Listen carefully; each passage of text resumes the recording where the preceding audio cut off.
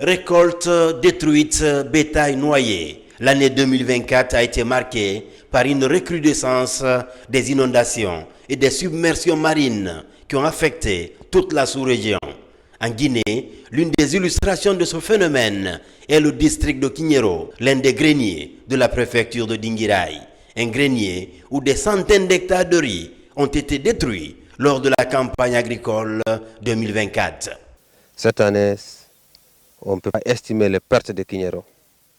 Parce que selon le conseil agricole qui est sur le terrain, l'évaluation des pertes s'élève à plus de 800 hectares emblâmés dans le district de Kignero.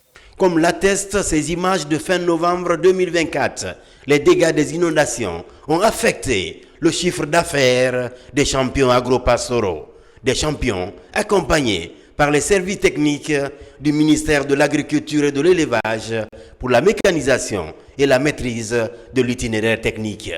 Des appuis qui se sont soldés par des résultats peu reluisants à cause des inondations. Au début, après les chemis, on voyait les plantes s'élever très bien. Mais du jour au lendemain, on a vu que l'inondation est venue à une forte vitesse et a envahi tout le sang en un mot. Heureusement que j'ai été nommé comme le jeune champion de la préfecture de Dinguiraye. Et l'État nous a fait un accompagnement de matériel tel que le moissonneuse-batteuse et un tracteur. C'est ce qui nous a permis aujourd'hui d'aller au-delà des 150. Aujourd'hui, nous nous retrouvons dans les 230 hectares. Face aux effets des changements climatiques, le calendrier agricole est complètement perturbé à Kignero. Au moment où les cultures en ont besoin, il n'y a pas eu suffisamment de pluie.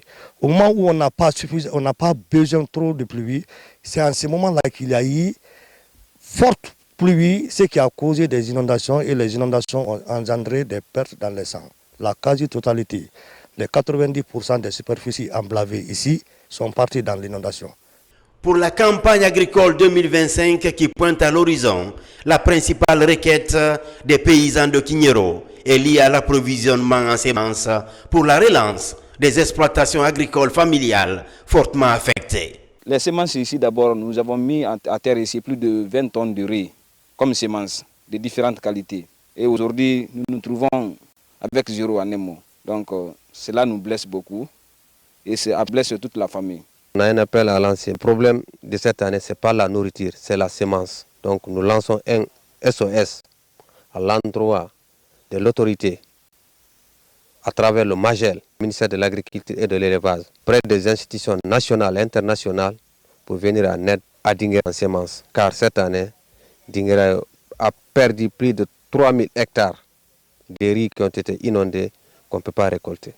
Aujourd'hui, pour le développement rural, le principal défi reste la mise en œuvre des mécanismes pour une agriculture intelligente face au climat.